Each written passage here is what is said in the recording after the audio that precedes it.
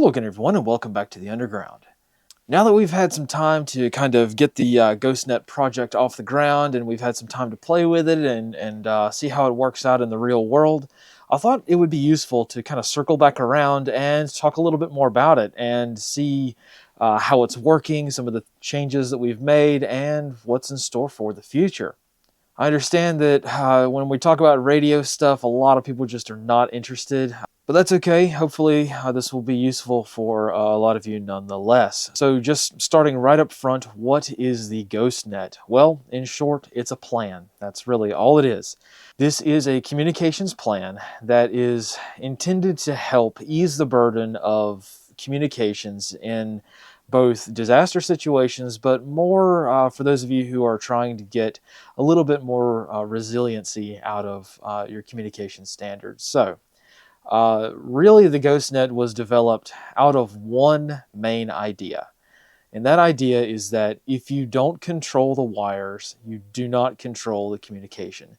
If you do not physically own the internet fiber optic cable, and if you are not the internet service provider, if you did not launch the satellite into space yourself, your communications can be manipulated, altered, shut off entirely, censored, by those people who did do that. So you are always going to be at the mercy of a middleman, right? So when it comes to trying to reduce the vulnerabilities that come with that, really we're talking about using radio. Radio is really one of the only ways that we have to remove the middleman and be able to have point-to-point communications over a very long distance that are also, interestingly enough, very hard to influence, jam, so on and so forth. Where the GhostNet comes in is that this is a plan. It is quite literally just an 80% solution to get people on the same page. Roughly 90-95% of all communications in a disaster or when censorship occurs, the vast majority of the problems you're going to face is simply getting everyone on the same page, right? And that's really hard to do if you can't talk to someone. So that's what this is meant to do. It is not inventing any new software or technology. It's using pre-existing stuff to basically get everybody on the same sheet of music all at the same time. That's really all it is. Beyond the more severe emergency use of censorship that's total or an internet blackout or something like that, this is not just a prepping thing. This is not just a disaster preparedness thing. One of the major goals of this GhostNet plan here is to make radio a lot more easy to use on a day-to-day basis. So this allows us to have more resilient communications seamlessly, as easily as possible, so that we don't have to go through a whole lot of effort to switch into a communications lifestyle that is hard to do during a disaster, right? We all love scrolling social media on our smartphones, right? But what if I could tell you that, 80% of all the information you consume on a daily basis, you can get over radio. And you can get it in such a way that literally the only way that someone can censor you is if they come and physically get you. So, that may be appealing for some people out there. For other people, it's, not so much a concern. But really, this is a multi-layered, multifaceted plan that can scale based on what your needs are. Really, it's all about doing something when we don't really have a whole lot out there right now. There are plenty of ham radio clubs and groups that do kind of disaster preparing sort of communications plans, and that's great. We absolutely need those.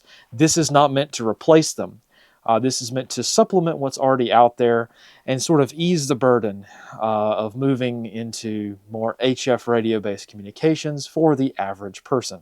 So before we get into this too much, I just wanted to let everyone know that along the bottom here, there's going to be chapter segments so that if you wanted to skip to the part that you're interested in most, please do so. Really, I'm just trying to cram as much knowledge into this video as possible, so this may be a little bit overwhelming for some of you who just want to kind of cut to the chase. But for those of you who are just getting started, hopefully this is a good introduction to why HF radio is really, really helpful, even though it's not a total solution. So, Right to start with, let's talk about probably the most common question that I get, which is how do I put this guide together? How do I print this out at home, and how do I make what I have shown on screen here quite a few times and in other videos? So right here on the very second page of the guide actually is printing instructions for exactly how I do this, but just so that for everyone who prefers kind of a more visual experience, let's jump back to the tabletop and I will show you exactly how I put this together here, in my office. So let's go ahead and jump to the desktop and we'll get started. All right, everyone. So if you're going to want to create your own GhostNet plan that looks like mine here, this is what you're going to need. First and foremost, the most expensive thing you're going to need is a laminator. However, you may find that you don't need to get by with these, and we'll talk about that in a moment. The other thing you're going to need, which is not pictured, is obviously a printer so that you can print out the pages as per the instructions. What you're also going to need is a hole punch of some kind. Your standard 3-ring hole punches will not work. You're going to need like a planner hole puncher. These can get kind of pricey, but you really just need the cheapest one you can find. You're also going to need, let's see here, obviously a pair of scissors and some laminating pouches. Now for this project here, I have used the absolute cheapest things that I could find anywhere. So these are just some generic, no-name Chinese grade 4x6 inch laminating pouches, 5 mil. That's what I use. And finally, you're going to need some kind of binding system. I prefer to use zip ties for this particular project. However, depending on which hole punch you use, you can also put these in like a Ride in the Rain binder, depending on what you wanted to do. So let's go ahead and get started here. So first things first is to flip on the laminator and get it warming up. And obviously we have our GhostNet pages here. Now, I'm working on making this a little bit more efficient so that you can get a couple of different pages out of one sheet of paper. But for right now, to be compatible with as many printers as possible, I've had to kind of just shrink this down and put one per page. This is so that when you print it on like a garbage quality printer like what I'm actually using, a very cheap printer, the sides actually match up pretty good. So once you print this out, the next step is to obviously cut it out. So cutting it out, we have to make sure that we go along the lines just like we all learned in grade school, right? One thing to note, make sure that you do not cut the colored line that is all the way around the page, that grayish line. That is for color coding of some other projects that I'm working on so that everything will match together. I know there's not much details about this just yet, but it will come into play later on. Right now, the color that I'm using for like communication stuff is kind of like a gray color. So just making sure that all of that matches up together is ideal. So just cutting along, we don't have to be super accurate. The pages are scaled so that they will fit pretty much any 4x6 laminating pouch that you have.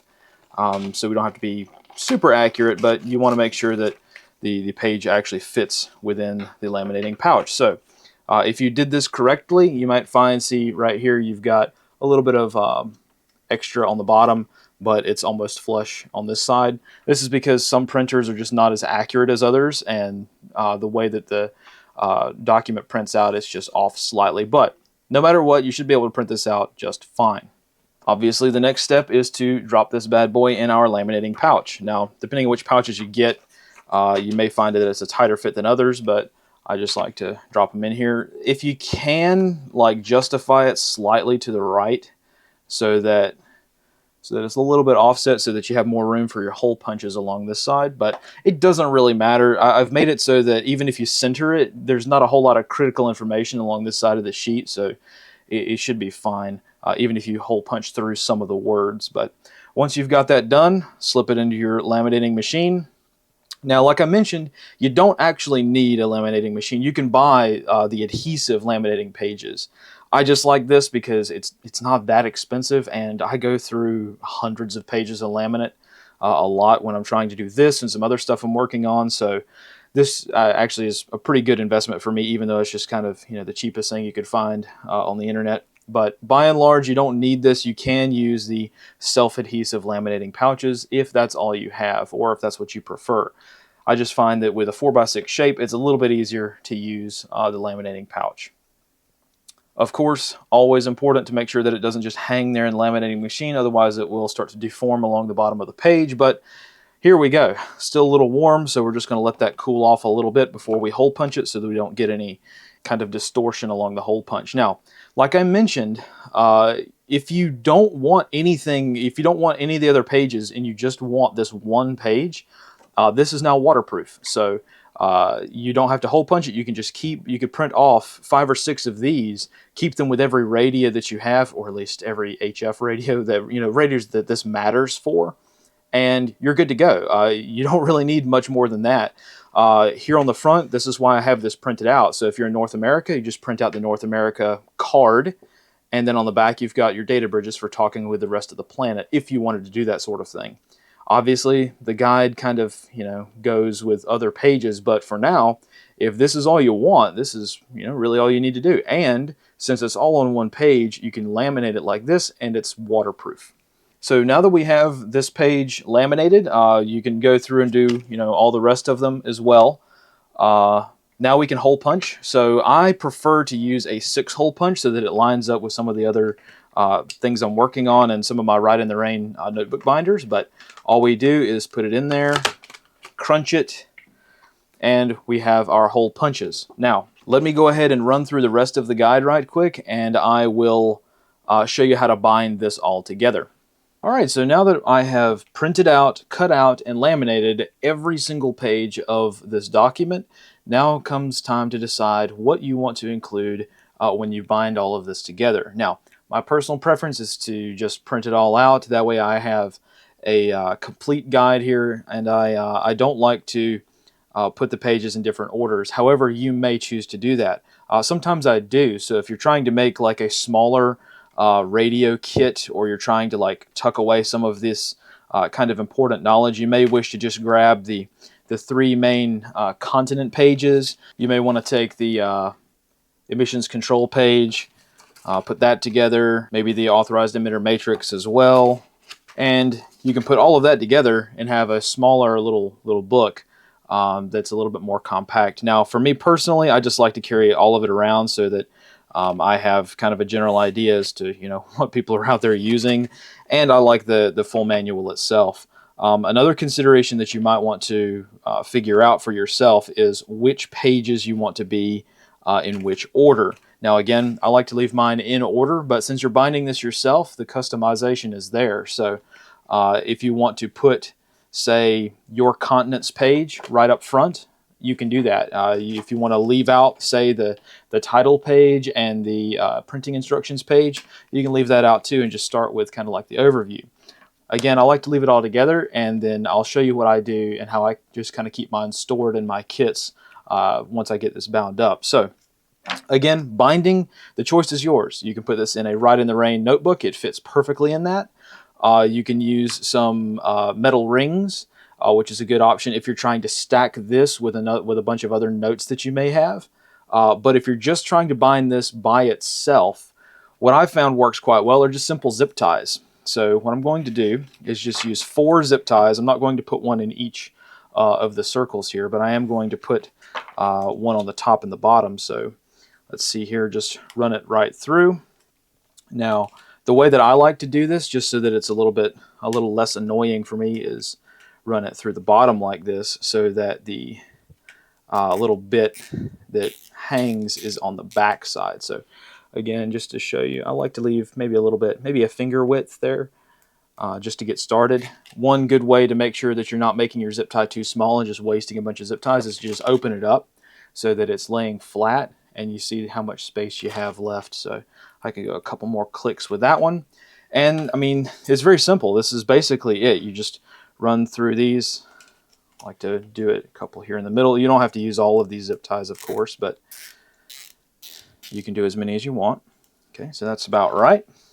Continuing on, we just have the second from the bottom here. And the last one.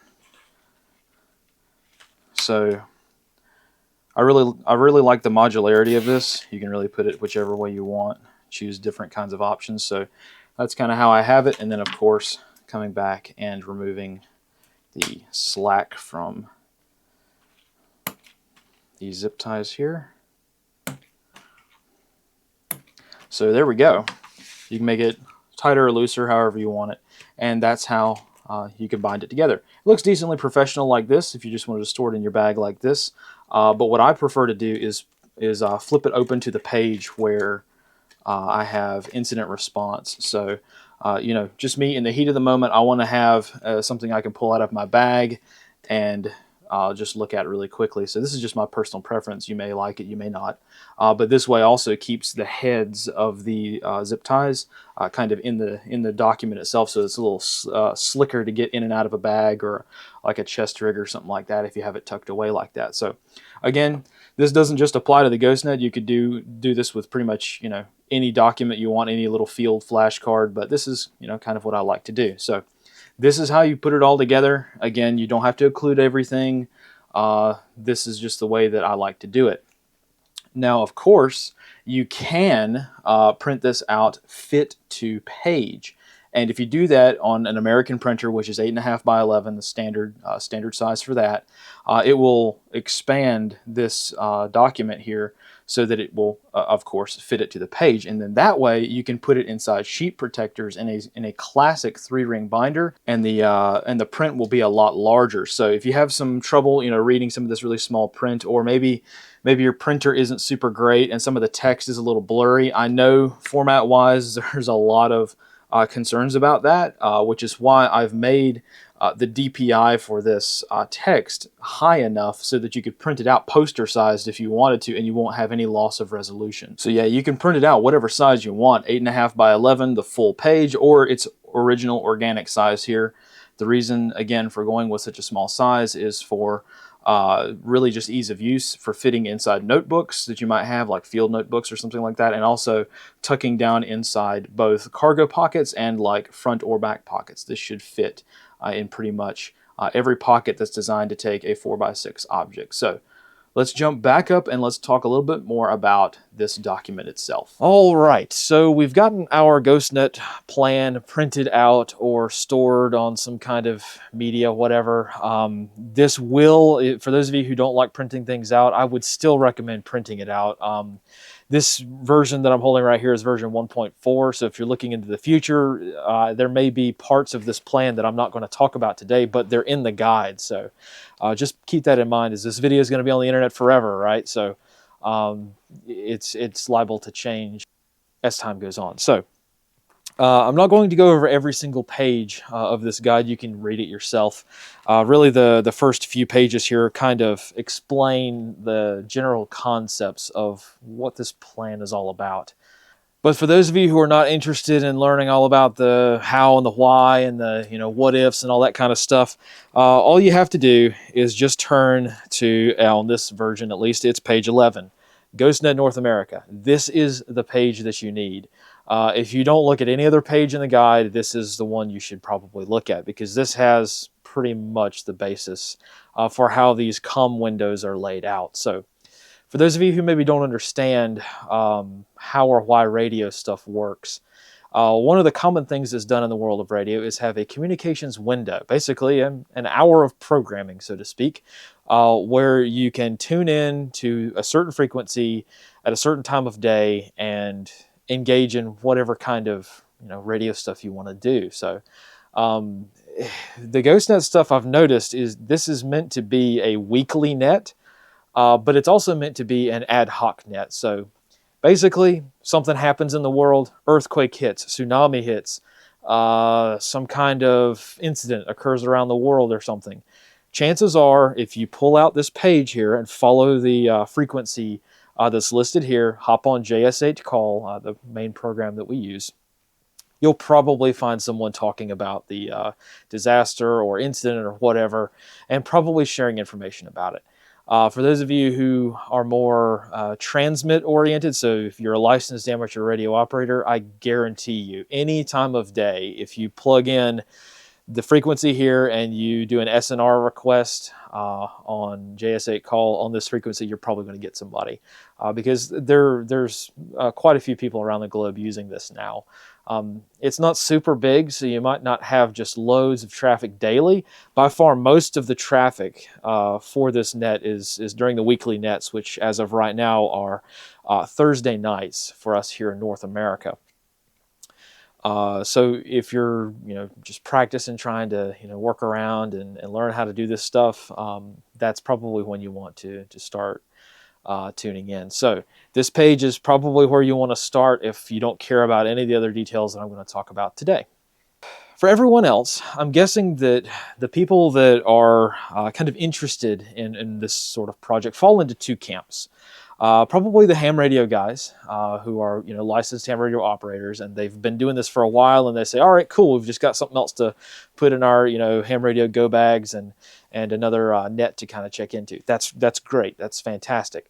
The other camp of people are probably people who have no idea about radio, but they're starting to learn about it. Maybe they have a Baofeng or some other handheld radio, and they're interested in learning a little bit more, and they've probably seen this or they consume some of our other content here and they're interested in it, but they're not on HF radio either licensed just yet, or really they're just focused on receiving. So for those people, I've already created a couple of videos that help you get started. So you do not have to be a licensed amateur radio technician or general class license holder to listen. So you can absolutely get started by listening into this for free without buying anything. As long as you have an internet connection, that's the caveat.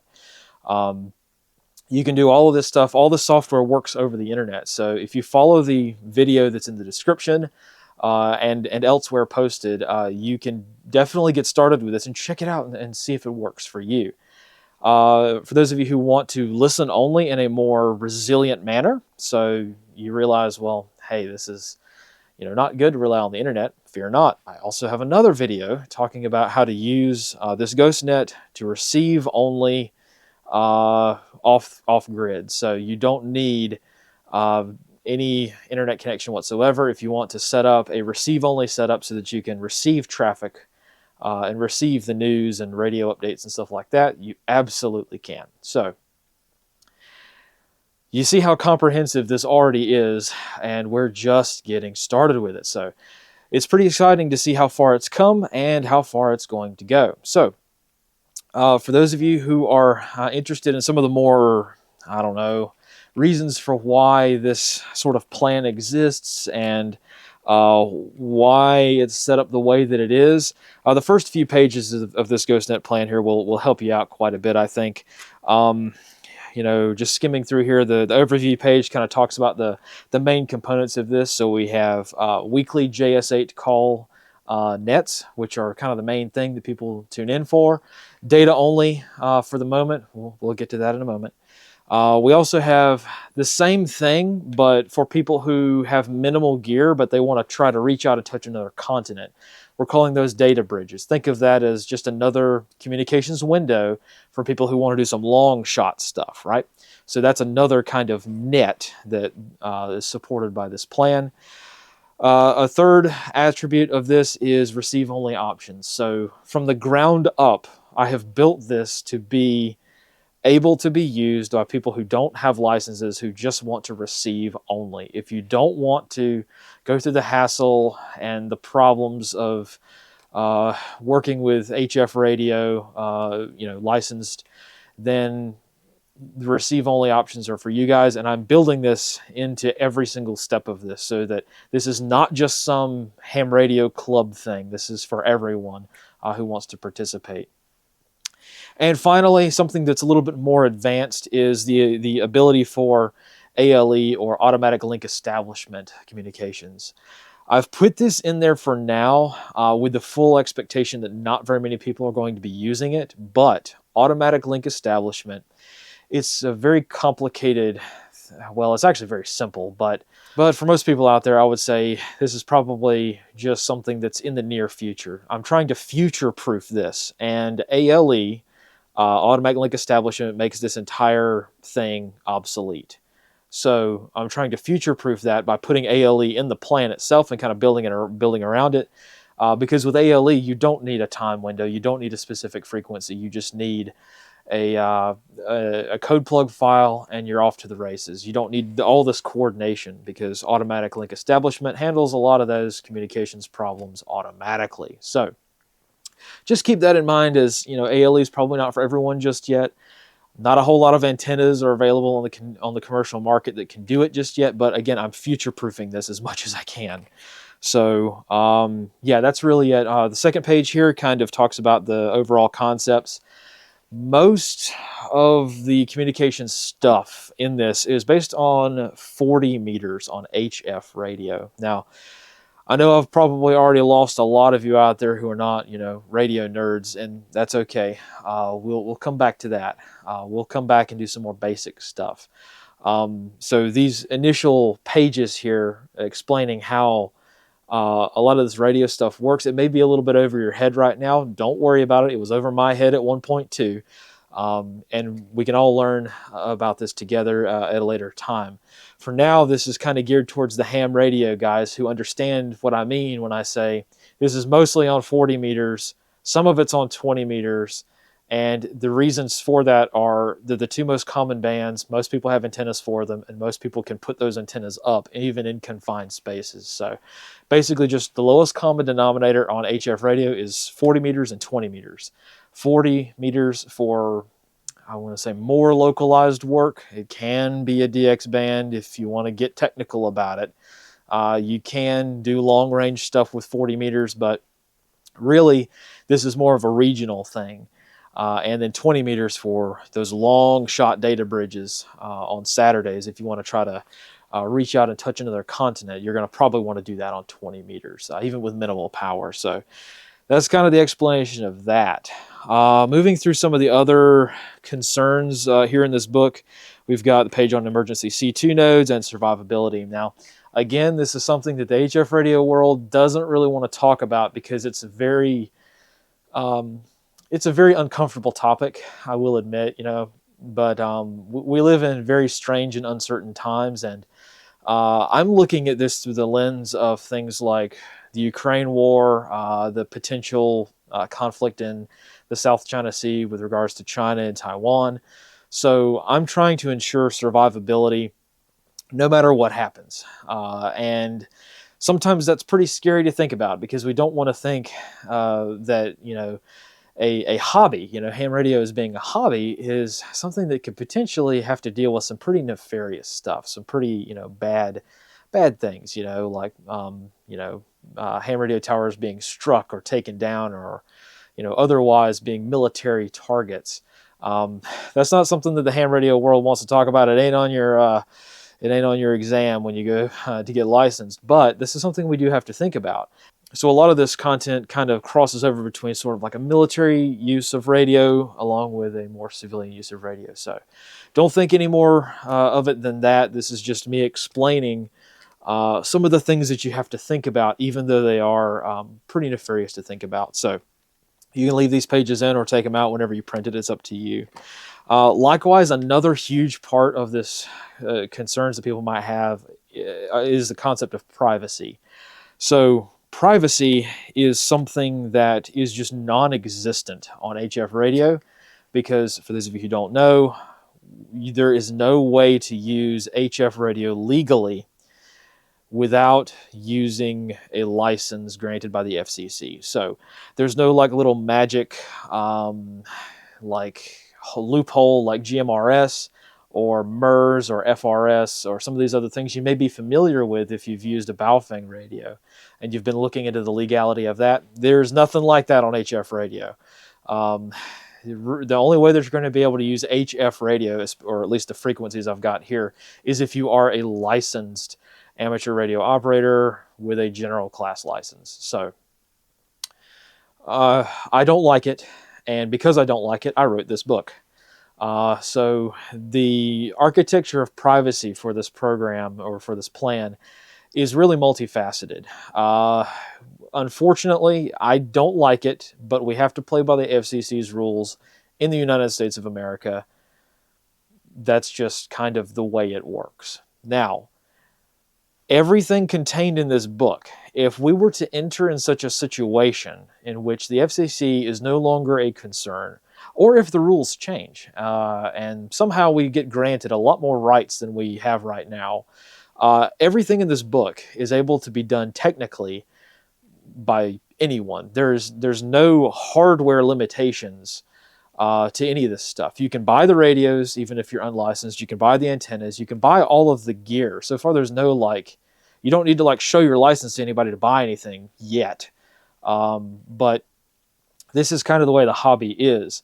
Where you get in trouble is you have to use your call sign on the air, and you have to put your call sign into the software. But in an emergency situation, all of the software that I have chosen here will work with anything that you put in. So again, I cannot recommend this at all. It's very, very illegal to use radio without a call sign. However, in an emergency situation, you're not going to, on doomsday, fire up your HF radio and it's a license required. No, all of this will work, even if you suddenly find yourself not really concerned about the FCC anymore.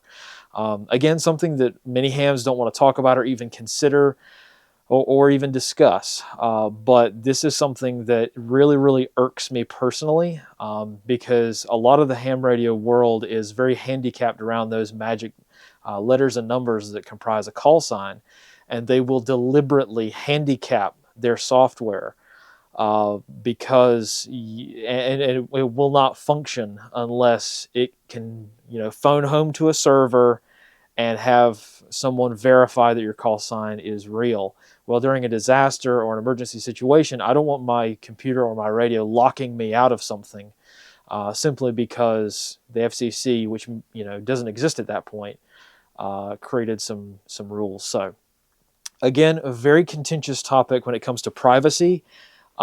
Really, there's no way to be private on HF radio. You just kind of have to suck it up and kind of embrace it. As for me personally, I try to go by the sort of mentality of security by obscurity. That's about the best you can do. When there's hundreds of people talking, it's hard to figure out which one's me, right? So, me obviously having, fairly substantial personal security concerns, thus my very strong desire for anonymity. It's really hard to do that on HF radio sometimes, or rather all the time. But in the event that rules and regulations are no longer a factor, like just thinking, wargaming things for a minute, playing make-believe fantasy land, from saying the FCC doesn't exist, this program will still work, and you can still be anonymous on it because the technology is there. The technical capability is there in the emergency event that you have to use something like that. I know that a lot of people probably are not going to want to engage in a system or play around with a system in which their anonymity is not possible, just because I think that doesn't mean that the FCC thinks that. So I'm not going to change the rules because there's just no way for me to do that. But I can build the infrastructure so that one day, if necessary, if we're no longer concerned about these things in an extreme emergency, let me just put a few more disclaimers on there, to wrap things up, etc. The technical capability is there to be as private as you possibly can be. So enough of that, I think. Moving on to more along the lines of the data bridge idea. So on this version, it's page 9 and 10. The data bridge concept may be a little bit hard to understand, but it's basically just a weekly net for people who want to set up their antenna in such a way as to get the maximum reach. For those of you who are not super spun up on the weirdness of HF radio, you're just kind of more like either a Baofeng user, or you're not into radio at all, or maybe you just got your tech license or something like that.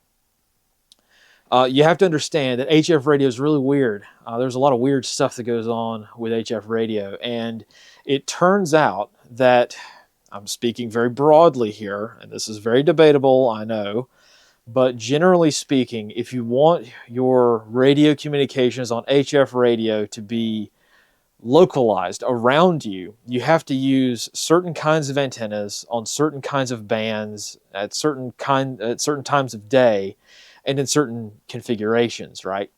So there's that. Likewise, if you want to do more long range stuff, there are different ways of setting up your antennas and certain times of day and certain bands, certain frequencies that will allow you to do that a little bit easier. So separating this out into more local regional stuff once a week on Thursday, and then your long haul stuff when you've got some time, maybe on Saturday, to like, reach out and touch Europe or Australia or something like that. That's a little easier to do because once you get set up for one, it's hard to do it for something else. So again, multi-band antenna users, people with really powerful radios, this is a non-starter, doesn't matter. Separating things out to have local stuff one day and then long-range stuff another day, this doesn't matter for them. I'm talking about the low-power guys who just get into HF radio. Maybe they've got a QRP radio, kind of a cheaper antenna, poor setup, you name it. This is what this is for. So that's what the data bridges are for. And so far we've got 4. We've got North America to Europe, Europe to Australia, Australia to the South Pacific area. This is more of a local net.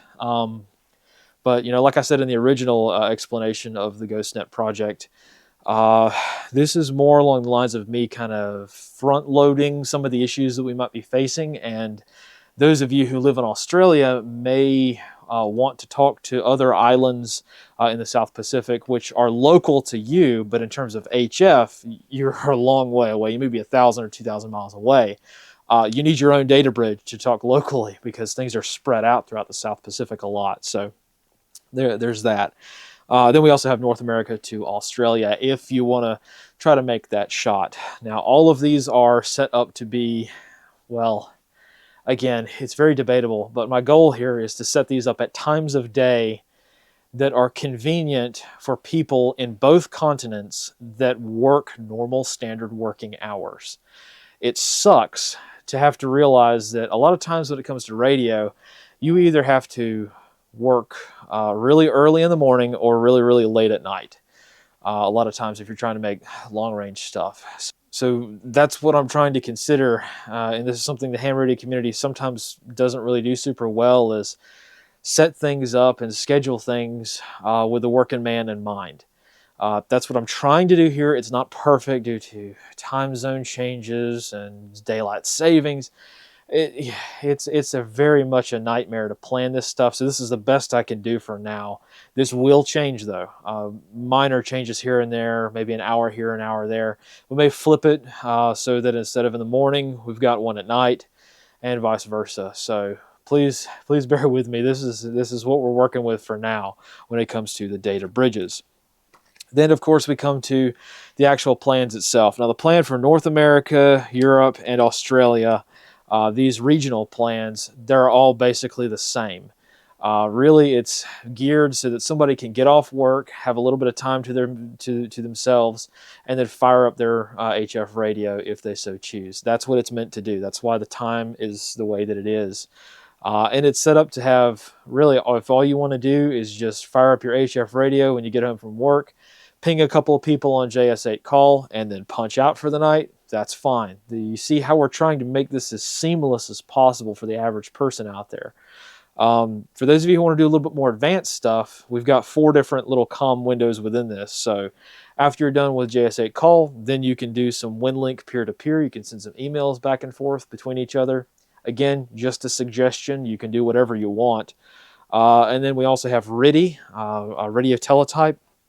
Still working on this one a little bit. I haven't seen anybody use it yet, but it may be useful in the future for people who just want to get the news, so they can tune in during that time and kind of get the news like over the wire, if you know what I'm saying. That's where that name comes from, right? Is we used to get news over the wire via teletype. So this is kind of bringing back a century-old technology into more modern use. That hopefully is as seamless as possible. So more to come on that front. I know I need to talk more about RIDI, but please be patient with me.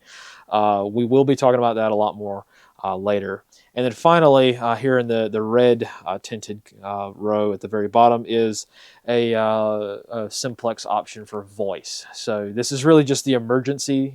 This is kind of laid out, as you might imagine. This is sort of laid out in a PACE plan format: primary, alternate, contingency, and emergency. That's very loosely how this is kind of oriented. So just in case somebody out there is not able to make it to these first three, you can hop on the Voice Freak, and there you go. Voice comms, this is another major complaint that I get from the ham radio guys, and I hear you guys. This is not a voice-centric plan. This is all data. And my reasoning for that, I'll get to in just a moment, but really it comes down to bandwidth. We can have hundreds of people talking at once on JS8 call and some of these other data modes, but when you have a round table net of people checking in with voice, it gets the pileups start, and it's just fine for contesting, fine for playing around, having fun, but it's a nightmare if you're actually trying to implement this in daily life. So I think that's a good way to move into one of the new pages, which is the best practices page. And on the reverse of that is the Malign Actors page. Again, this is something that, to be perfectly honest, I wrote this. I had this drafted when I published this for the first time because I absolutely knew this was going to be an issue, and I was hoping that I wouldn't have to address this. But well, things are the way they are. So this is my very diplomatic way of kind of outlining some of the best practices, right? If you want to get the most out of the system, this system is what you will get out of it. So if you put in garbage, you're going to get garbage out of it. So really, this is just some casual reminders for people. Again, if I were to put a rules page in here, like these are the rules for the net, I would have no way of enforcing it. This is a decentralized communications plan. I can't censor anybody. I can't block anybody. I can't, invite or disinvite anybody from it. It's the airwaves, man. I can't, So this is really just suggestions, right? I can't police rules anyway, even if I wanted to. But really the main things that are helpful for people to remember is check in early. If you are new to this and you're trying to get some stuff around, particularly those of you who transmit or trying to transmit, check in early, do your message checks, do your SNR requests, do your heartbeats early, 1 or 2 hours before the event, before the comm window, and just play around and see with it. I do this all the time, usually quite often, and this is a good way to check out your stuff so that when that window hits and everybody's tuning in, particularly the receive-only guys who we have no way of knowing who's listening, right? So by the time you get around to the comm window, you're efficient, you're bringing capabilities to the table, and this is a good thing. You're not sitting there kind of clogging the system up by doing SNR requests or something like that. So I'm not saying that this is a huge problem, but I'm saying that this might be helpful for you. Again, these are suggestions, not hard and fast rules. We in the ham radio community have too many rules that we make up ourselves, I think, sometimes. But generally speaking, this is a good thing to do. Sort of along the same lines, is try to limit your CQ calls, try to limit your heartbeats, try to limit your SNR requests during the comm window, because what it does is when you have a heartbeat message go out and someone has accidentally left their auto heartbeat reply on, every single radio that can hear you is going to reply, and that may cut off some news traffic. So that tends to happen kind of a lot, and it's okay. I would also recommend, I think I mentioned it in this block, to also just turn off automatic replies during the comm window, and then turn it back on after or before. But during the window, we're trying to be as lean and mean as we can, and sometimes that helps a little bit because everybody gets kind of annoyed. When you're sitting there, you're trying to decode a really long news report that's many minutes long, and somebody hits SNR, and there goes your radio. You reply, and then you miss a chunk of the message. So. It's just a point in the system. I'm sure there will be upgrades made in time to make this a little bit obsolete, but Hopefully, that's just kind of a good best practice for now. And then, sort of along the same lines, is just be mindful of those out there who are running low power rigs. I've seen kind of a lot of people, and there's no it's no one's fault. It's just a nature of radio is that you tend to transmit much further than you can receive. Think about that for a minute. You always tend to transmit a lot more than you receive. So you may, or more often than not, are probably going to be stepping on somebody and transmitting over top of a weaker power station. So if you have one of those 100-watt rigs out there and you're cranking out an awful lot of power, or whatever the maximum limit is on data modes, just be mindful. If you kind of hear, if you've got a super sensitive receive antenna, and you hear somebody from a long way off, maybe you can try to help them out a little bit. Maybe give them an SNR request or a SNR report back. Just kind of help work with our low powered guys out there, because the low power radios are where the new guys are going to be. Because we've got all these new HF radios that are coming to market that are QRP radios. They're very low power, and the new guys maybe not have the best antenna as well, or the best in placed antenna. Some of the guys who've been around and been hams for a long time, they've got really nice antennas way up in the sky, really big radiating elements, and some of the new guys are just working from a park, because they live in an apartment and they're having to do the best they can. So just be mindful, of people out there who may not have the punch that some of the bigger stations have. So that's basically it. And then finally here, I'm really trying to be really, really polite, by kind of understanding that there are cultural problems within ham radio as a hobby, which are kind of off-putting a lot of times to the people who are new to the hobby, and they're trying to get set up with HF radio, and it's changing for the better. I always want to be very, very optimistic. Now, I don't want to say that to off-put anyone by any means, but we do have to acknowledge it. And unfortunately, this comes in with the next page with Malign Actors. So again, I've had to address some kind of specific concerns that I've noticed. At a certain point, I've just kind of got to call a spade, right? And I've seen some really, really super bad behavior from a lot of radio hams, very intentionally. And it's not just like a mistake or something. So there are many. I created this page as a way of reminding some of the new folks out there that there are ways with messing with people on ham radio that are, well, it's questionable whether they're legal or not. But there's plenty of ways for people to take advantage of other people on ham radio without people kind of knowing about it, right? And I don't want to, throw accusations at any one group out there or anything. I have seen a few clubs do some of these things. Most of the time, it's just individual users who happen to be members of like a larger club or something like that. And I'm not saying that it's everyone doing it, but I've found some really tricky, really, really sneaky stuff. So one of the things I noticed was poaching. And this is, tends to be, something nobody really talks about. Like, look, it's perfectly fine to like want to expand, your club or organization or something like that. But I've caught some pretty devious behavior from people. And one of the things that I caught several times, it's not just from one person either, it's from several people, is what people would do is they'll hop on JS8 call during the comm window and then just spam the SNR requests. And they'll tie up the GhostNet. And what they'll do is they'll just fire off a message to basically anyone who's listening and say, oh, hey, the GhostNet's really, really busy. It seems kind of crowded. Why don't you come over here to my frequency? And there you go. See, now you start to get away from kind of the intent. Now, people can do what they want. I'm sure that this plan here, I mean, look, the last page of this document so far is a draft so that you can duplicate this and create your own program.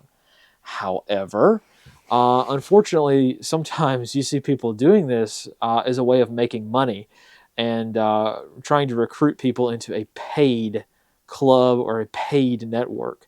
That's not what this is about. This is not free advertising for people out there, and I've seen that happen quite a lot. So I had to put this in there. I'm sorry if this kind of offends anybody out there, but it's a problem, and I had to address it. So again, things that just kind of add up are, hams kind of bullying people off their own frequency.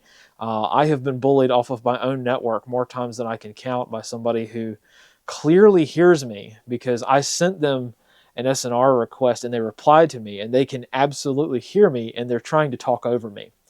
And they're trying to transmit, suddenly no one's talking, and then suddenly they've got to pick the exact spot in the waterfall that I'm trying to send a news report on.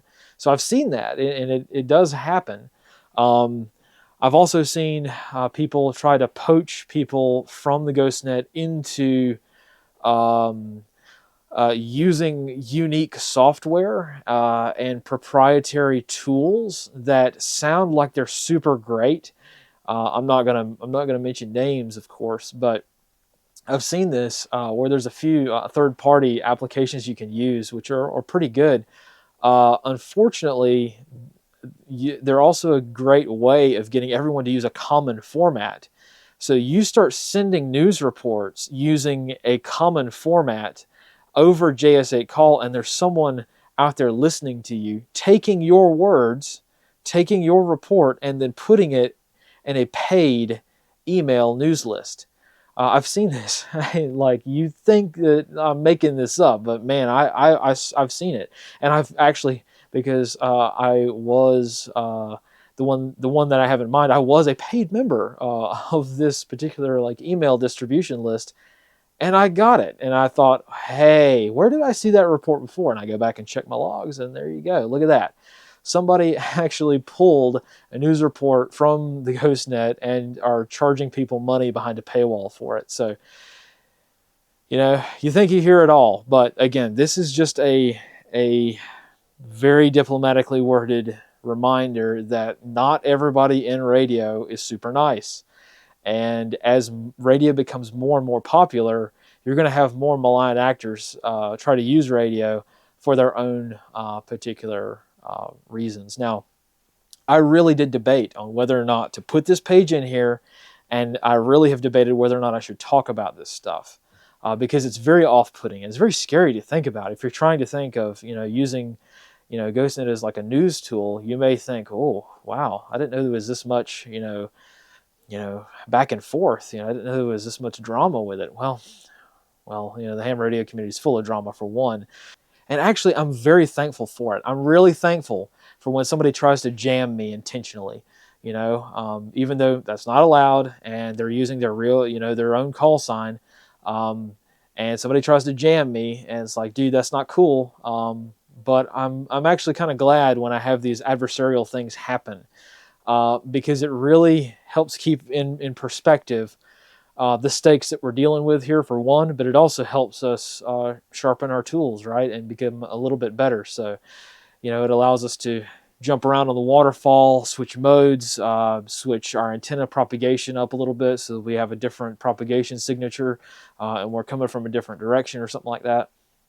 So there's a lot of different ways that these little nitpicking, high school drama kinds of things that go on ham radio, these are actually, I think, good for the growth of the system because we can adapt to it. And I would rather adapt to a sad ham out there trying to cause some problems. I'd rather adapt to that than a nation-state military asset like in Ukraine or something that's trying to hunt me down. So again, crawl, walk, run, right? And this allows us to get out of that crawl phase into the walk phase without potentially dealing with things like, artillery in Ukraine. So again, for every negative, there is a positive, and this is that positive. We can learn and grow and adapt because of that. So I think that's very, very helpful. Sort of along those lines, you may have found this to be a little bit helpful, is the pages that we have here on emissions control. Again, a very hotly debated topic in the radio world, and there's a lot of really bad information out there when it comes to this stuff that will get you killed, right? Hey, the military's been thinking about this for a long time, and they've got a pretty good manual. So I just kind of transposed the U.S. Marine Corps MCON SOP here, but I also added in green the text that is a little bit more applicable to the ham radio or civilian use, right? So that will probably get changed or adapted over time, but the reason that I kind of had to copy and paste this directly from the Marine Corps is because that is the doctrine. That is approved. That is what the U.S. military uses. So I wanted to have that verbatim in here, but I also wanted to add my own thoughts because a lot of it isn't applicable to the ham radio community or more civilian use. So green words are mine, and this is the format for that. Same thing with the reducing emissions page, and sort of along the same lines. The authorized emitter matrix page. Again, these are just suggestions, right? This is not like a rule or a mandate or anything. This is just a good way to get people to thinking about it because, as far as I know, thinking about emissions control and ham radio is not done. Like it's a hobby, right? Why would you need to potentially have to worry about your radio causing an airstrike on your location? Well, in ham radio, the hobby world, you don't have to worry about that. But I want to start getting people to think along these lines because ham radio is such a powerful tool that in the event of a contingent situation breaking out or something bad happening, ham radio is definitely worthy of being targeted by varying kinds of actors. So, again, just suggestions. I've got a dedicated video on emissions control. You can check that out. I will probably be doing some more videos on some of this other stuff as well.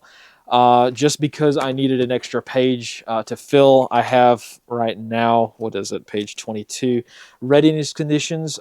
Again, this doesn't really apply so much, but I wanted to have that on there along with the MOP conditions just because that's helpful to have in your pocket if you're going to print it out. Next up is the page which I like to leave open. Is if I'm storing this in my kits, I like to leave this as the front page, and this is the basic incident response page. Again, I have a whole dedicated video explaining this, so I won't go into detail here. But that's that, and then on the back, of course, is all of the things that you can monitor during an incident, right? Just as kind of like the very quick explanation is, look, when something happens in the world or in the United States, chances are it's not going to happen where you are at, right? Like think about it, for instance, like 9/11. 9/11 was an event that shook the world, right?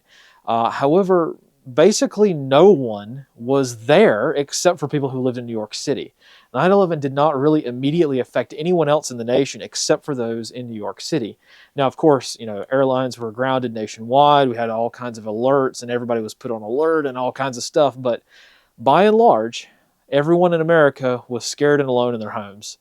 And this basic incident response page is an attempt to mitigate that so that when a nationwide event occurs, it doesn't have to be a 9/11 style incident. Hopefully we don't have any more of those. But if something happens nationwide that is like so absolutely groundbreaking, like, I don't know, maybe a national airspace incursion or an airspace violation or some kind of foreign military asset, on U.S. soil or something like that, chances are you're probably not going to be where that location, where that incident is taking place. But with HF radio, you might be able to talk to somebody who is.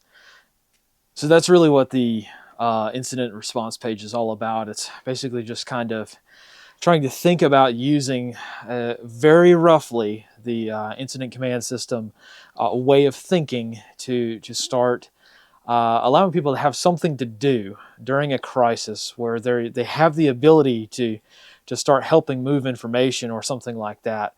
But they're not part of a club. They don't want to be part of a club. They don't want to really start talking about issues that have to go through a governmental approval process, sometimes. Me personally, I will expand on this greatly when I actually cover the ICS system more in depth, along with the concepts of civil defense. But for now, just think of this as kind of a stopgap way of having something to do rather than sitting there and having nothing to do if you are not directly affected by a disaster, but something's going on. So this is just a very, very brief stopgap solution for that. And then sort of wrapping things up with some of the final pages here, we have a little bit of troubleshooting documentation. Now, JS8 Call has a really good help guide within the actual program, but I find that just having a quick guide to help you remind yourself to check whether your audio settings are good to go. I will make this better, I can assure you. But for now, this is just kind of what I've got.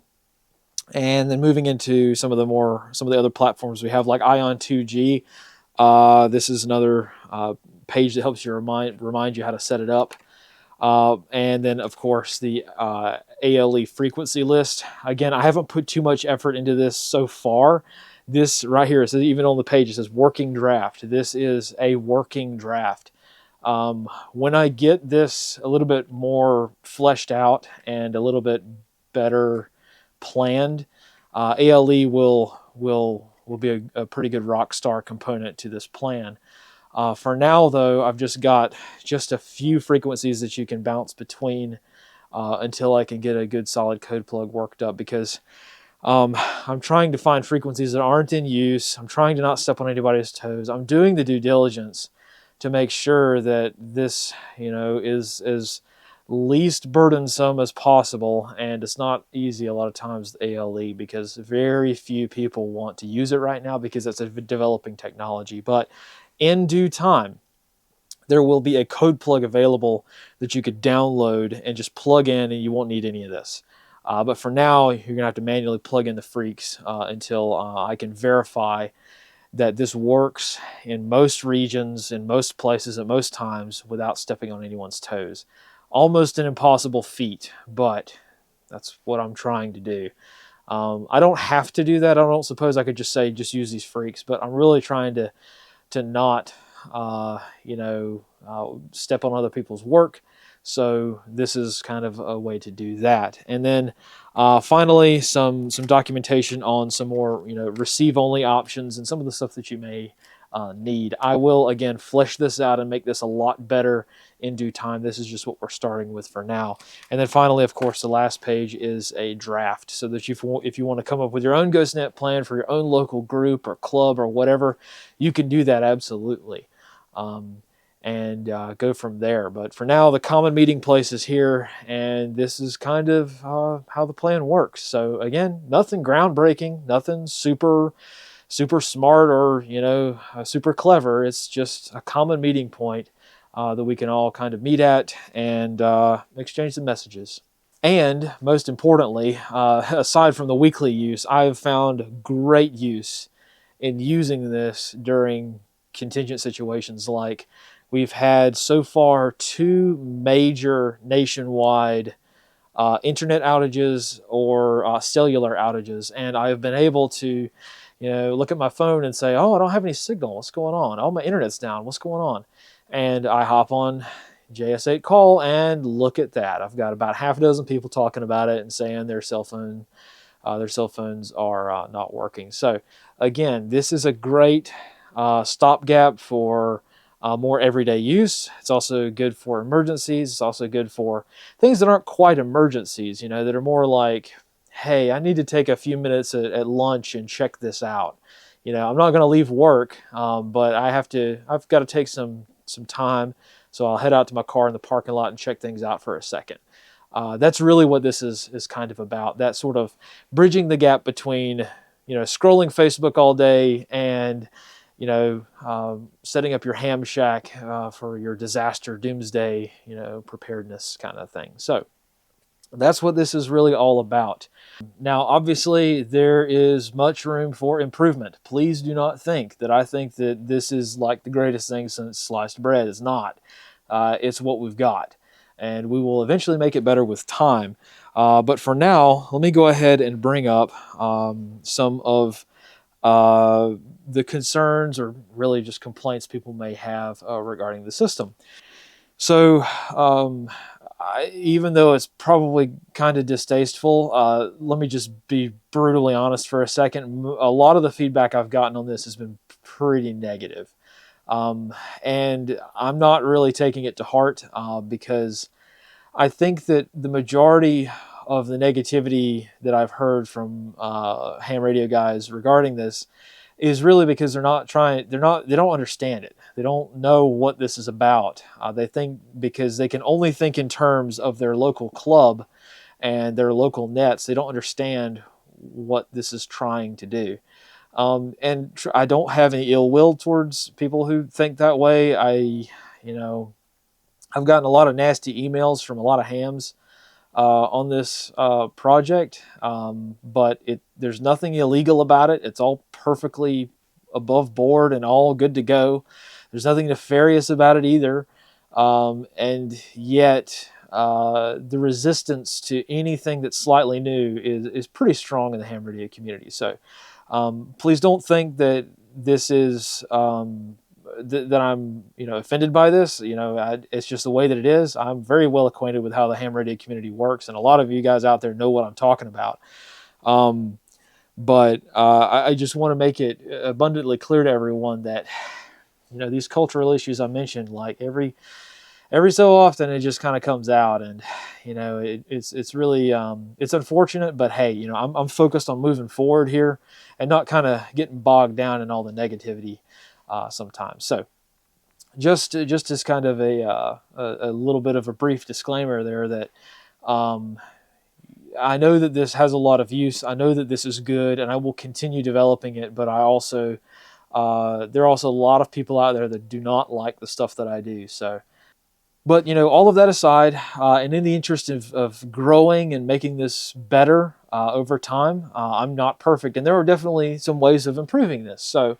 But one of the concerns that a lot of people have, that's a genuine concern, is privacy. Like I mentioned before, um, there's like no way to be private on ham radio uh, when it comes to HF radio. Now, there are ways that you can be a little bit more privacy minded and secure and things like that on things like GMRS or MERS and FRS and things like that. You can be a little bit more privacy minded.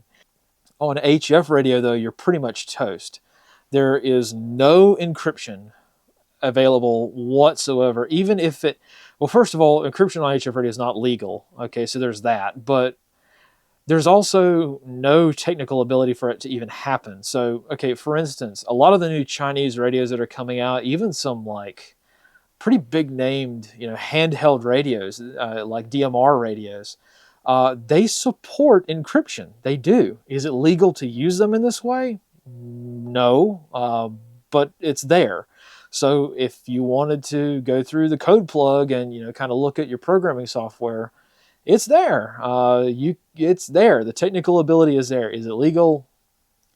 Depends on how you're using it, but for the most part, no. Encryption is legal in some regards with regards to VHF and UHF comms, but to my knowledge, there is absolutely no way to use encryption on HF radio legally. Technically, you could do it. There is nothing physically or technologically stopping you from doing a one-time pad message and putting that in JS8 call. The technical ability is there. Is it legal? No. So that's a huge problem because it's not like you can pull up your ICOM, IC705 or something like that, and then go through the programming software and find like a privacy tone tab or a enhanced security tab or something like that. It just doesn't exist on HF radio. So companies are not even trying to sneakily sneak that encryption in like they are on handheld VHF UHF radios. And then of course, like the third party market, like Motorola handhelds, right? Most of those are capable of encryption, either hardware encryption or software encryption. And how you use them is how they're legal or not legal. You have to really look into each specific use case. But most of the time, the physical hardware that you can buy is good to go. It's technically possible, even though it's legally not in many cases. But on HF radio, there's no hardware. As far as I know, there's really no way of reliably getting an HF radio that does hardware encryption or even supports it in any form or fashion. Now, as time goes on, and as we get more sketchy Chinese radios and sketchy Russian radios that are SDR based, software defined radios, I bet you that's going to start making its appearance. But for now, it's just not there. So even if you wanted to, even if you weren't worried about the FCC anymore, you really couldn't do that, you know. Um, when it comes to VHF, UHF, different story. You can literally own and possess, technically, you can own and possess the same exact Motorola radio that's being used in a war zone right now. And, you know, you, you have the same technical capability as a nation state. You can adapt your radio to a wartime standard very, very easily. You can't adapt any commercial HF radio that I know of to a military wartime standard. It's just, they're just completely different technologies. So that's a problem. Privacy is a problem. Lacking encryption is a problem. I can't do anything about that. The law is the law, or rather, the regulation is the regulation. And, you know, unless somebody's got some deep pockets out there and wants to sue the FCC for freedom of speech violations, I'm sorry, I can't help you with privacy and regulations and the stuff like that. So this plan does the best it can to take that into account and still have a little bit of middle ground, right? You know, security by obscurity or things like that. Um, so yeah, that's all I have with regards to that kind of concern. You know, I wish I had a solution, but I just don't. I just don't have any solutions for that right now. Another big concern that people have, and this is a legitimate concern, is the disorganization. It is pretty hectic. If you hop on there on JS8 call and during a comm window, man, signals are flying everywhere. Everybody's talking to random people. All kinds of random stuff's happening. It's like 4chan on the airwaves. Uh, the problem with this is that it's not efficient. It's not really an efficient medium exchange. That's why I just have this list of suggestions, because there is no net control. You have to remember, this system is coordinated, but it is not centralized. This is a decentralized system. There is no one person sitting here controlling who talks and who doesn't talk. Like, I am just like all of you out there. Even though this is my own plan, I have no control over it, right? So this is something that we're just going to have to deal with for now, is that, yeah, having no net control, having no list of users, there's no master list of everybody who's on it. There's no club. This is not an organization. This is not a club kind of thing. This is just a bunch of randos on the internet who are trying to kind of bridge that gap between reality and the internet, right? So, you know, when we're talking about stuff like that, it just means that it's going to be hectic. It's going to be disorganized. You're going to have, you know, people who you disagree with. You're going to have people who maybe not agree with your worldview on it a lot of times. But I guess you can say this is exactly what real, true free speech looks like in a truly uncensorable atmosphere, right? Again, the only way that that someone can shut down a user on JS8 call is to physically come get them or to jam them in some way. But even then, JS8 call is pretty resistant to jamming, as we kind of have found out in some regards. Of course, it's not a total solution, but man, it's better than nothing. So again, I know it's going to be disorganized. I hear this complaint constantly. That's the point. It's supposed to be, because the very minute that you start adding in a hierarchy or organization, boom, that right there is where you start introducing vulnerabilities.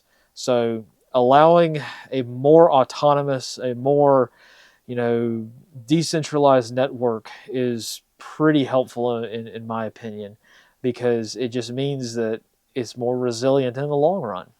Another concern that I get all the time, and people kind of want to see me add this in, is more support for voice communications or VHF, UHF options. So people who have a Baofeng and that's all they have, they want to get on the action too. Now, right now, there's not a good way to do that, because VHF and UHF radio is very different. It behaves totally differently.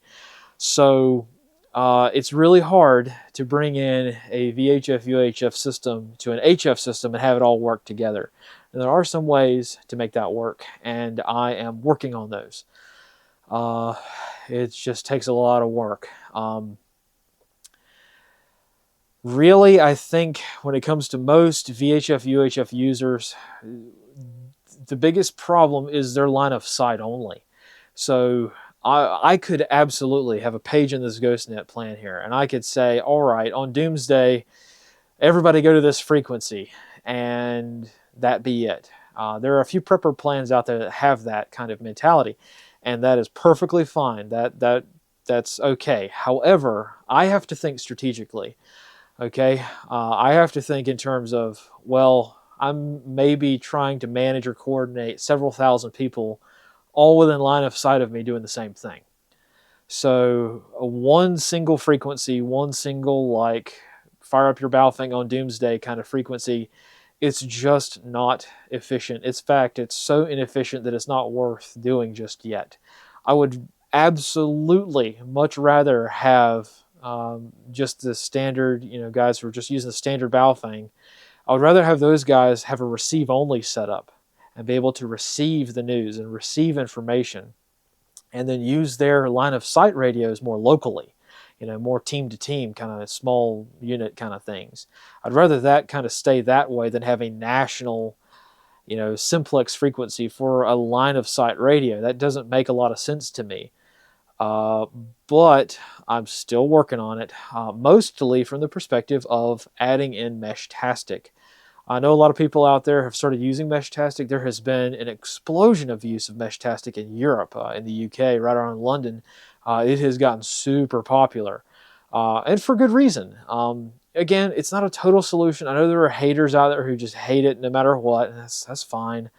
It does have its vulnerabilities and downsides, just like literally everything on Earth, but I think that there's enough value with Meshtastic, and because technically it's line of sight, but because it's a mesh system, you can really have beyond line of sight or BLOS capability there. And I think that that feature makes it useful enough to put in the GhostNet plan.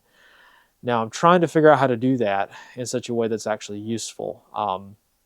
And helpful. I can put a shared encryption code out there so that everybody can just plug this in, like as a GhostNet main channel. They could plug this into their Meshtastic, and once they have that encryption code, they can just run that as an additional channel in their Meshtastic app. And if someone's in range, good. If someone's not in range, they won't hear anything. But again, I'm still working out the logistical intricacies of that because I'm trying to create a plan that's potentially going to involve many thousands of people, and it's not exactly as simple as getting on the same page sometimes. Sometimes the system itself has limitations. So I'm still working through Meshtastic, but I feel fairly confident that Meshtastic will be included in this in the future. But again, you'll probably see another video explaining that when the time comes. So that's pretty much it. However, there is one more kind of issue / group of questions that I get that I really wanted to kind of squeeze into this video as well, and that is gear recommendations.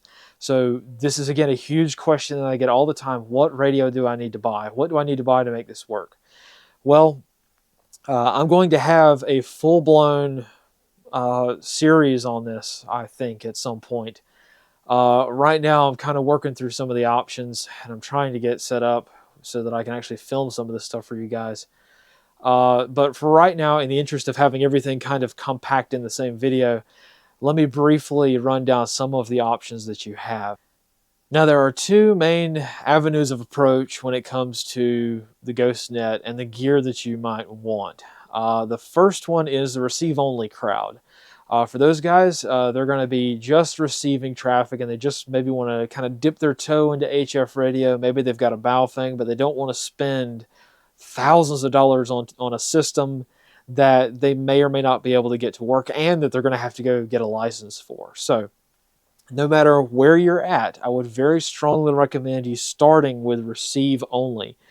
You can do it for free, but there's also some minimal gear that you might need if you want to do this more off-grid. You can absolutely have a sub $100 setup to receive not just GhostNet traffic, but really any digital radio traffic that you can have set up, and you'll be good to go on that front, right? That's completely off grid, and you're all good to go. So you can absolutely do that. Check out the 2 videos that I mentioned so far. There will probably be more videos on this topic, but I've got 2 for now of how to get this set up for free. Start there, and then check out the off-grid video as well if you want a more resilient, robust, like actually usable in an emergency kind of setup. But the first one kind of gets your feet wet with how all of this stuff works and gets you acquainted with the software that you need. Now, if you've done that already and you've got a good receive-only setup and you start wanting to move into the transmitting side of things, there's a couple of different routes you can go depending on what you want to do. Now, I would really not recommend anyone to buy thousands of dollars of HF radio equipment just to get on my little plan here. Like, I'm not that important. This is not that useful yet. But you may want to invest in HF radio technology because of where it's going.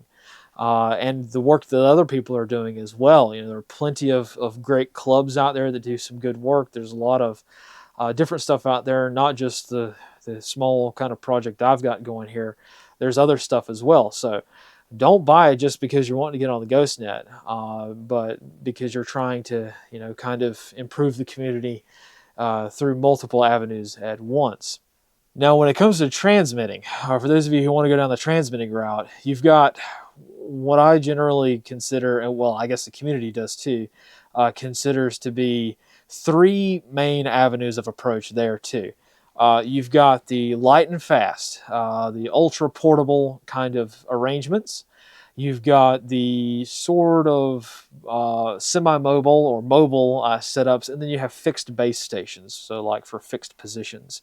Depending on which philosophy of radio that you personally agree with, you are going to want to buy different gear based on that. So there is no one radio to rule them all. Every radio has different pluses and minuses, and I will get into some specific models when I talk about which way to go. But just know that there are QRP radios, which I personally prefer QRP radios, low power, compact, light and fast. That's the camp that I'm in. But I also like to branch out into the mobile radio sort of arena, the kind of man pack radio culture, which is great. I think that's very, very useful. There's a lot of power there, and I think that's a good route to go down if you prescribe to that kind of philosophy. Likewise, what I don't really have a whole lot of experience with, and I don't really ascribe to, is the base station concept. This is where ham radio mostly is. Most, I think, ham radio guys have base stations now. That's changing because mobile radios and portable radios are becoming a lot lighter, faster, cheaper, so on and so forth. But I just personally don't like the whole base station idea. I do like the ability to set up kind of like a portable talk if need be, but I always want that mobility because, you know, I think that one of the great strengths that we have as, you know, American citizens is mobility. We have the ability to move light and fast, pretty much lighter and faster than anybody else. So I think that's a very good skill to have and a very good capability to kind of invest in. So you're not going to catch me with a gigantic, you know, 100-watt base station unit, but you might see me with a mobile radio or a portable one. So that's kind of the avenues of approach you can go down. Depending on what you want to do, you may also want to go down the resonant antenna route or the non-resonant antenna route. And depending on your, again, philosophy, you may want to choose one over the other. I personally am a resonant guy. I like resonant antennas because they offer some benefits that multiband antennas do not. I've talked about this a little bit in, I think, our spy radio video, but I can kind of expand on this at a later time. But again, this stuff is very expensive. So when you invest in a radio, you're probably going to want to do so keeping in mind which antenna philosophy you want to invest in as well. because your antenna is probably going to run you a couple $100 if you want a good commercially made one. If you want to make one yourself, you could do it for cheaper, but not by much, because wire is expensive now, and the parts you need are kind of expensive. So even if you make your own that isn't really like weatherproof or super reliable, it's still going to be kind of expensive. And depending on which antenna you may want to build or buy depends on whether or not you want to be resonant or non-resonant. If you are using a resonant antenna, you're going to have an antenna that is capable of doing multi-bands, at least 20 meters and at least 40 meters, at least for the GhostNet. So when you stick with resonant antennas, you're going to have an antenna for the specific band that you want to operate on. If you are trying to do non-resonant antennas, that's fine. You can just use a random piece of wire. As a matter of fact, one of the most common non-resonant antennas is a random wire antenna. However, you need to buy or have a radio that has a tuner, so that you can tune the radio. It's not really for tuning the antenna, it's for tuning the radio to have a good match to work with that random piece of wire. The reason that I mention this is because they're very expensive. Even the cheapest ones are hundreds of dollars. And if you want to get a radio that has an internal tuner, that would probably be preferable. But again, using a tuner, you're not going to be able to do stuff like ALE.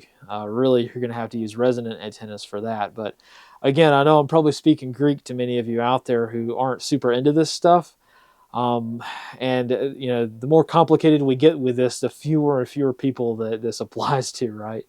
But that's okay. We're all learning together, right? Everyone learns together, and we all have to start somewhere. So rest assured, I'm going to have a lot more content out there that kind of breaks things down a little bit more simply. But there are plenty of resources on YouTube. There are a lot of great channels out there doing some really awesome stuff with ham radio, a lot more than I could ever do. So if you want to get into some of this more in-depth stuff, start there, right? Start some of these other bigger channels, right? But for now, I think that this kind of gets us off on a good footing. I'm really pleased with how the project has turned out so far. I really think that I think we're onto something here. It's not perfect, but I really do think we're onto something here. And this could be a very good way of ensuring resiliency with communications that are, just provide another option for people. So I know this is kind of a long-winded way to talk about what is supposed to be a very simple project, but hopefully this does shed a little bit more light on what's being worked on and the stuff that we're doing, and I really hope that this project can grow and really help out a lot of people out there. It's not perfect. I don't think it will ever be anything but a stopgap solution until more software, more technology, better radios get built. But for now, it's a good foot in the door. It's a good start, and it is a very reliable and useful tool to have in your toolbox. So I think that's probably the most I can say about it for now. But again, we'll see what the future brings, and we'll see how we can really put this system to the test. So thank you all for your hard work in helping get this off the ground. Thank you all for participating and contributing, and thank you all for spreading the word. Almost all of the stuff that we do here is by word of mouth. I think for very obvious reasons. Algorithms that don't really want to push this content to a lot of people. So most of the traffic and visibility we get on pretty much all of our content, and even projects like the GhostNet, is through word of mouth. So thank you for all of that. It really does help. So thank you all for your support over the years. I really do appreciate that. I would not be here today doing any of this stuff without the support of all of you. So thank you for your support. Thanks for helping get this project off the ground, and thank you for continuing to try to help your community however you can. So thank you all for watching, and we will see you next time. And as always, fight in the shade.